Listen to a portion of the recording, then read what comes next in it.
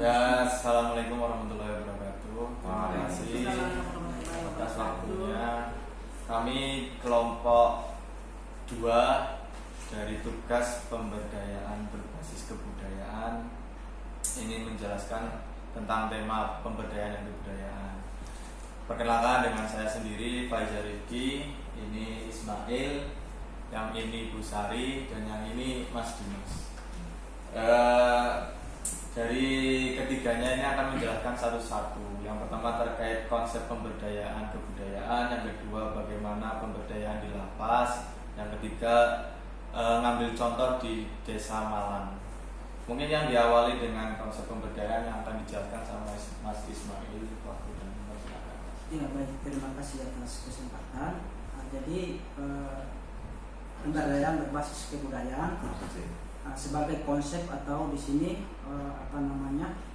referensi yang perlu digunakan, diantaranya pemberdayaan masyarakat adalah upaya mengembangkan kemandirian dan kesejahteraan masyarakat, ingin meningkatkan pengetahuan, sikap, keterampilan, kesadaran, serta memanfaatkan sumber daya melalui penetapan kebijakan, program, kegiatan, dan pendampingan yang sesuai dengan esensi masalah dan prioritas kebutuhan masyarakat desa. Jadi inti daripada pemberdayaan masyarakat di sini adalah untuk memberikan suatu keterampilan terhadap masyarakat yang ada di desa. Kemudian yang kedua adalah untuk memberikan potensi atau memberdayakan masyarakat yang tentunya di dalamnya adalah potensi-potensi di desa itu perlu harus dikembangkan karena ini terkait dengan sumber pendapatan daerah itu sendiri. Kemudian di situ juga ada kebutuhan apa yang diberikan oleh pemerintah itu sendiri kepada masyarakat, karena ini menyangkut dengan pendapatan daerah untuk bagaimana meningkatkan potensi yang ada di desa. Mungkin dari saya sekilasnya seperti itu. Saya kembali lagi ke moderator untuk kita menjalankan diskusi ini dengan baik. Oke, baik. Konsep dari pemberdayaan artinya dia membantu pemberdayaan di masyarakat untuk meningkatkan suatu kemampuan dari masyarakat itu sendiri, gitu ya. Terus biasanya kendala dalam pemberdayaan dan konsep-konsepnya itu apa biasanya? Tentunya kendala di sini yang kita lihat bahwa mungkin program-programnya itu belum terlaksanakan dengan baik, sehingga itu menjadi salah satu faktor penghambat dalam satu sisi bahwa pemerintah itu belum kinerjanya belum begitu maksimal. Mungkin ini adalah salah satu ya kan terkait dengan kerjasama. Di situ juga kita lihat tentunya ada mitra ya, kerjasama antara stakeholder, pemerintah desa maupun swasta. Ini untuk bagaimana mengembangkan potensi-potensi yang ada di desa itu sendiri. Ya, dalam hal tadi lah untuk bagaimana meningkatkan ekonomi yang ada di desa. Untuk tujuannya untuk mendirikan masyarakat agar mereka hidup mandiri. Kemudian di situ juga ada memberdayakan orang-orang yang memang punya potensi, tapi kemudian mereka tidak memiliki finansial, tidak memiliki uang. Ini perlu harus diberdayakan juga karena salah satu potensi yang ada. Kemudian potensi ini yang harus dibawa yaitu bagaimana mereka itu harus mandiri secara untuk berusaha. Ya, itu misalkan dalam kuliner kalau itu kan. Ini adalah meningkatkan mereka punya potensinya tadi itu kan ada. Tapi menghambatnya itulah faktor finansial yang mereka tidak memiliki. Ini yang perlu harus diperhatikan dalam pemberdayaan masyarakat itu sendiri.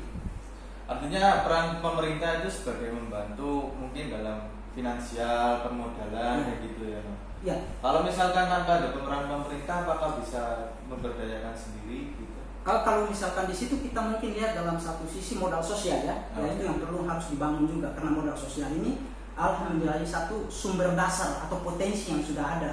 Kemudian memang kelemahannya tadi mungkin finansial aja yang mereka tidak memiliki, tapi kalau secara modal sosial itu mereka memiliki punya nilai besar yang ada di dalam kelompok masyarakat itu sendiri. Perlu harus diperhatikan itu juga. Kalau misalkan hari ini kita menjadi payung yang paling penting itu hanya cuma modal finansial saja, tentu kita akan melupakan modal sosial yang mereka bangun secara bersama kan begitu. Jadi ini menjadi salah satu tingkat kesadaran yang perlu harus dibangun. Artinya ada ada korelasi antar keduanya yang sangat membutuhkan, Iya. gitu ya Mas? Iya, itu tadi yang saya sebutkan di situ ada mitra tadi, ada kerjasama atau apa namanya ini disebut satu lagi kolaborasi ya, kerjasama. Kolaborasi. Nah, itu yang perlu harus dikembangkan tadi, salah satu potensi yang ada di desa. Kemudian jadi salah satu sumber daya manusia juga yang perlu harus diperhatikan oleh pemerintah kan begitu. Nah, karena misalkan kalau kita hanya bahas soal budaya saja, saya rasa bahwa inilah tidak terlalu kecil. Nah, setidaknya kita pemberdayaan masyarakat ini perlu harus agak melebar dikit gitu. Artinya biar ada diskusi ini dia berjalan. Kalau tidak kita bicara hanya soal budaya, berarti tentunya di dalam ada nilai norma itu saja yang perlu kita kembangkan. Tapi ya secara tidak langsung itu tidak ada pintu yang lebih luas untuk kita mengkajikan begitu. Mungkin tidak bisa seperti itu. Dari konsep pemberdayaan memang peran dari atas pemerintah berkaitan dengan yang lain sebagainya dan pelakunya sendiri sebagai masyarakat itu memang sangat memiliki peran yang masing-masing untuk menciptakan suatu pemberdayaan dalam meningkatkan perekonomian di suatu daerah gitu ya. Oke. Untuk selanjutnya mungkin Bu Sari yang terkait pemberdayaan di lapas ini sebagai contoh yang ini ya Bu Sari, sebagai contoh dalam konsep pemberdayaan yang disampaikan Mas Mail, monggo Bu silakan. Ya mungkin tadi yang disampaikan Mas Mail itu tentang pemberdayaan di masyarakat ya Mas ya. Nah saya akan mencoba pemberdayaan seperti di lapas. Nah kalau di lapas itu pemberdayaan itu adalah merupakan pembinaan yang harus kita laksanakan di dalam lapas.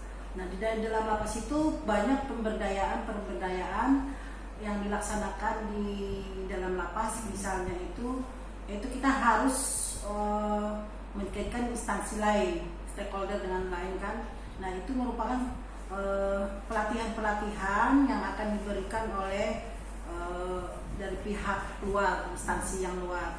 Misalnya itu lapas itu dia punya ada satu program, ada 2 program yang harus dilaksanakan itu. Misalnya itu satu itu ada berupa pembinaan kepribadian, satu itu pembinaan kemandirian, pemberdayaan. Nah, terus umpamanya dia dalam pemberdayaan di dalam kemandirian, berarti itu kan apa yang diminati, apa yang bakat yang dimiliki oleh salah satu warga binaan itu kita kembangkan mungkin dalam lapas tidak semua pegawai itu punya keahlian untuk mengajari bahwa napi itu bisa umpamanya dalam pembuatan las, berpemberdayaan menjahit, terus kayak lukisan. Nah itu kan salah satu harus ada gurunya, tapi kan pegawai kadang belum bisa mengajarin ke napi. Nah itulah kita itu melakukan kerjasama dengan pihak ketiga, stakeholder itu. Nah itu pun instansi pemerintah. Dengan itu nah fungsinya kita itu melaksanakan pelatihan bagi narapidana itu kan apabila nanti orang itu setelah kemudian bebas dia dari lapas, dia udah punya modal nih, udah punya ada keterampilan nih. Selama dia belajar di lapas itu dia bisa dikembangkan nanti di luar. Nah itu pun apabila mungkin di dalam masa pembinaan itu ya belum mahir banget untuk ini, nanti kita apabila dia itu ada masa integrasi tuh di dalam lapas itu ada masa integrasi itu biasanya itu nanti ya pengawasan itu langsung papas balai pemasyarakatan itu. Setelah dia nanti bebas di dalam lapas, nanti mungkin ada program-program lanjutan yang mengawasi itu langsung balai pemasyarakatan ya. Nah, balai pemasyarakatan itu juga tuh berfungsi dia untuk mengawasi narapidana di luar lapas. Nah, sambil mengkaitkan pihak-pihak ketiga. Nah, jadi mungkin itulah salah satu faktor nanti narapidana itu apabila program-program pembinaan yang di dalam lapas itu diinginkan keluar setelah dia bebas, itu salah satu menindak kekurangan minimal dia punya keahlian dan mungkin nggak terulang lagi lah kejahatan yang mungkin dia miliki. Mungkin itu saya sedikit berbagi pengalaman tentang pemberdayaan di dalam lapas. Misalnya juga bukan cuma di bagian kemandirian ya. Kalau di dalam lapas juga itu ada pembinaan kepribadian. Pribadian itu kita juga itu menggandengkan kalau di dalam dari Kementerian Keagamaan itu. Nah di situ pun kadang ada napi ini kita ajarin ini loh secara khotbah. Jadi kita tampilkan orang tuh bagaimana dia cara itu berkhotbah dia di luar. Jadi banyak pembinaan di lapas itu banyak. Jadi tetap kita itu menggandeng stakeholder yang ada di sekitar lapas yang kerjasama lah dengan pihak ketiga. Mungkin sedikit pengalaman saya yang bagi tentang pemberdayaan. Artinya peran di dalam lapas terkait dengan instansi-instansi atau stakeholder yang lain dalam membangun pembinaan ini dari narapidana itu sangat berpengaruh.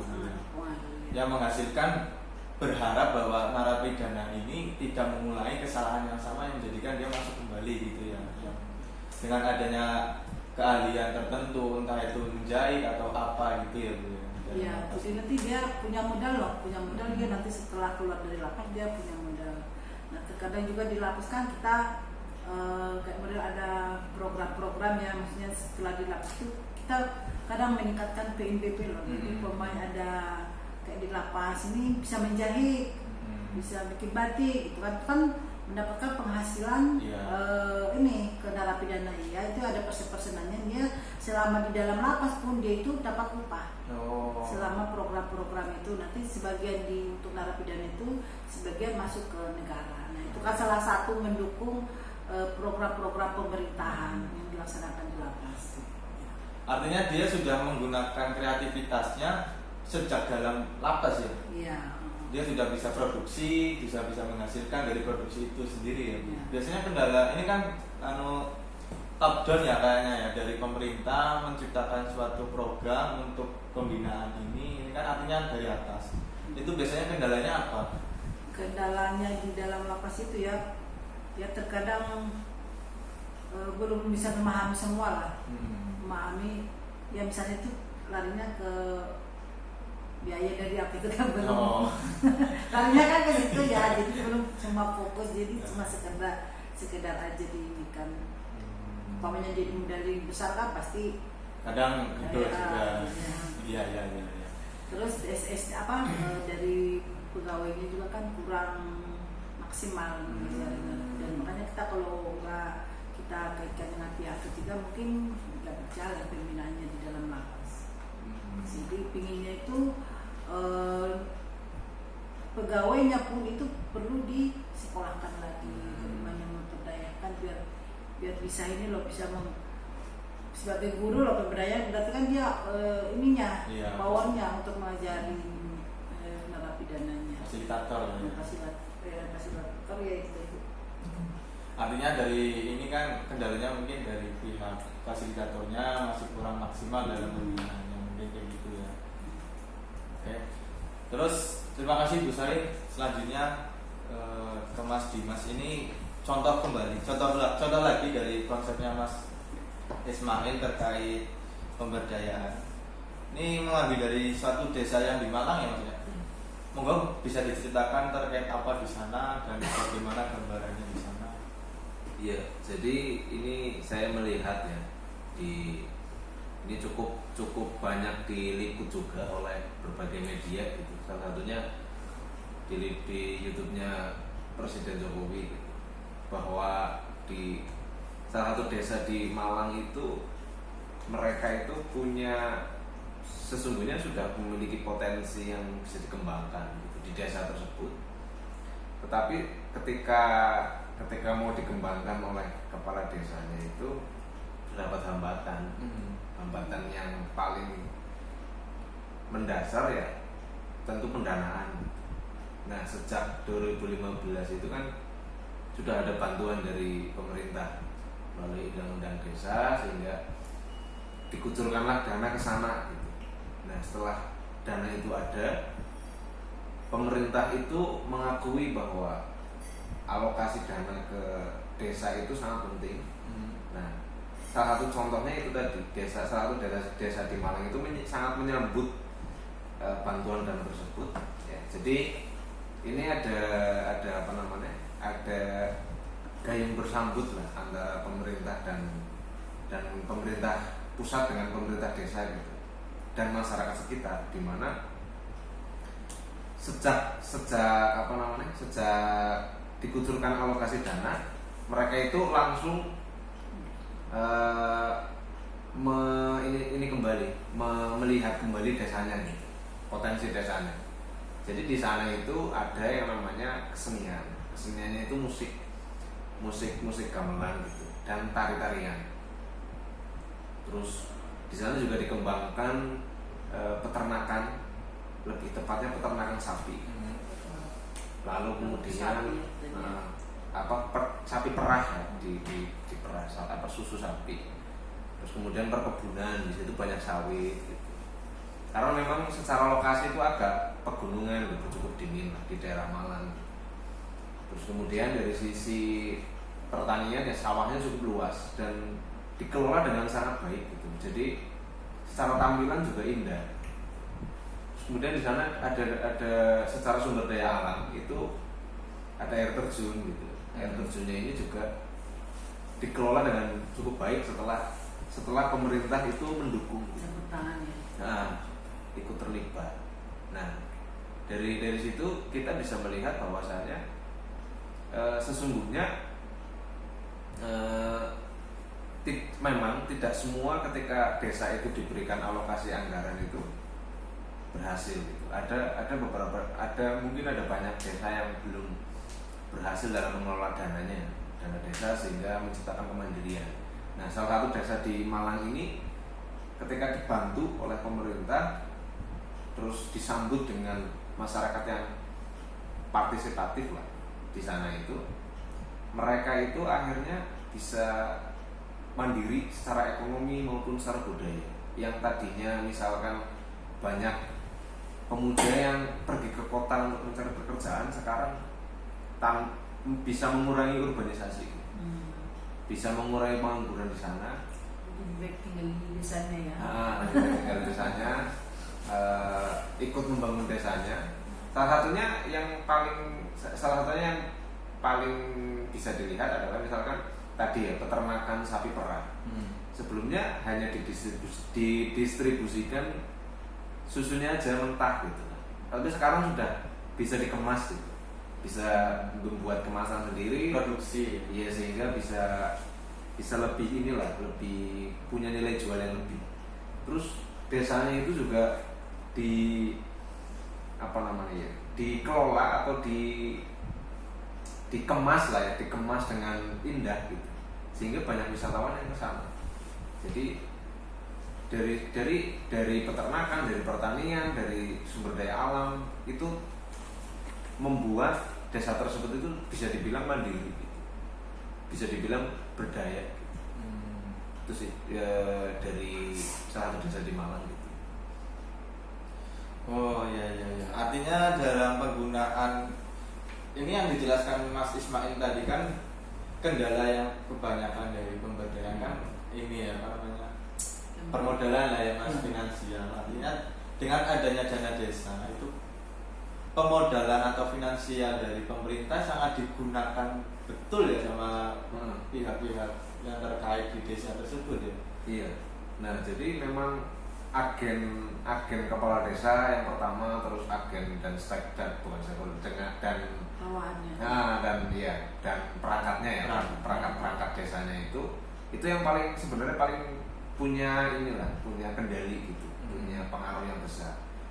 Tinggal nanti komunikasi yang disampaikan kepada masyarakat itu tersampaikan atau tidak.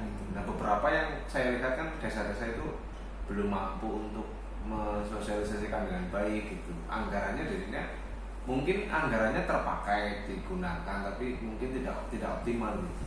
Salah satu yang mengukur optimal atau tidaknya anggaran yang diberikan oleh pemerintah ya, bisa nggak itu ekonominya itu tumbuh gitu, dari sisi pariwisata, dari sisi peternakan, pertanian gitu. Tapi di desa tersebut itu bukan hanya satu ini ya Mas, bidang pemberdayaan ya, artinya ada pertanian, ada peternakan, wisata, Iya. bukan hanya satu aja ya. Jadi benar-benar desa tersebut itu memanfaatkan anggaran dana yang diberikan, bukan hanya ada dana cuma memberdayakan kesenian tari dan musiknya aja, tetapi enggak, mereka itu dibagi semua di seluruh aspek, yaitu pertanian, peternakan, terutama pariwisata gitu yang cukup inilah mendatangkan banyak pendapatan. banyak wisatawan datang ke situ gitu. Jadi desa percontohan juga gitu. Itu dari perjalanannya yang menjadi kendala-kendala apa Mas yang sampean ketahui di situ? Kalau yang saya ketahui kendalanya pasti sebelumnya itu, sekalipun misal bantuan pemerintah itu kan salah satu unsur saja yang membuat desa ini berdaya. Sesungguhnya semua desa memiliki potensi gitu. Tinggal masyarakat dan pemerintah desa tersebut itu punya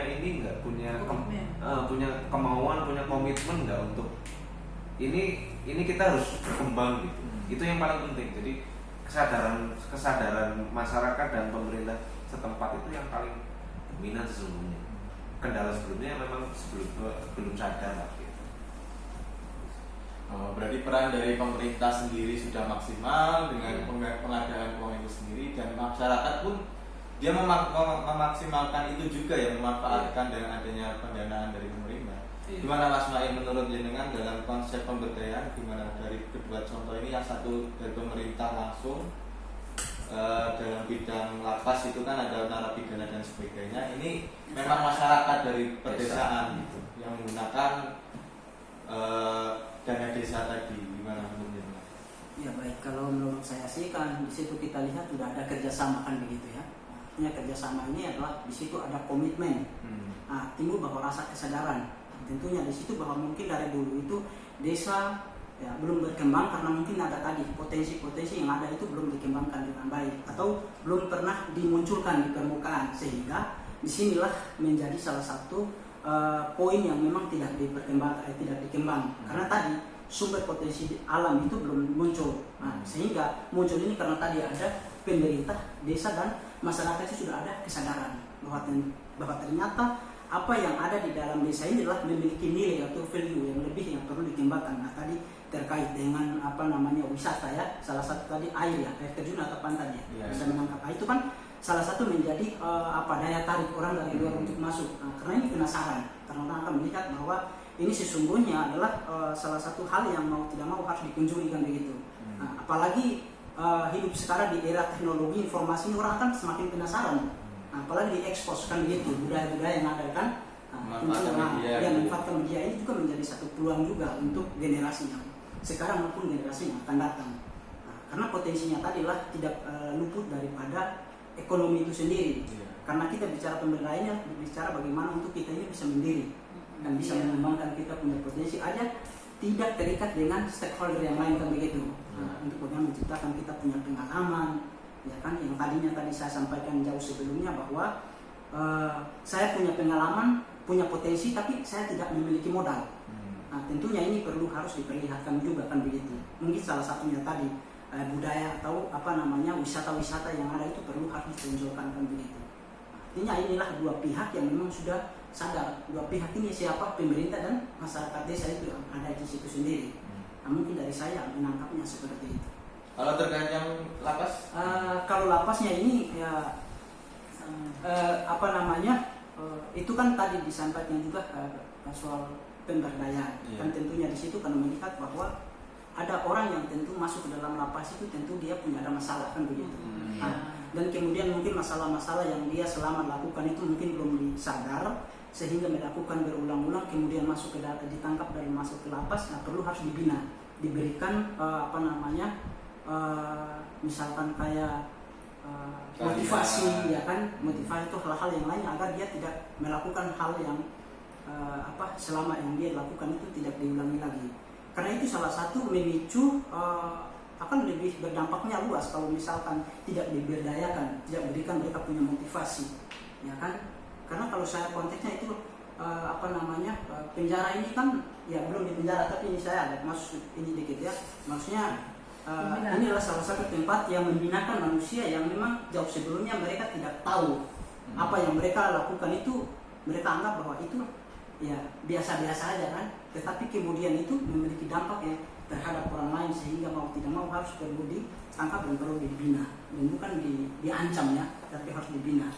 Nah, itu mungkin dari saya menangkapnya seperti itu.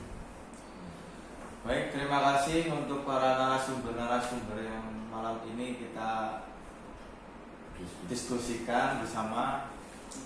Saya sebagai moderator terima kasih dan minta maaf jika ada salah kata.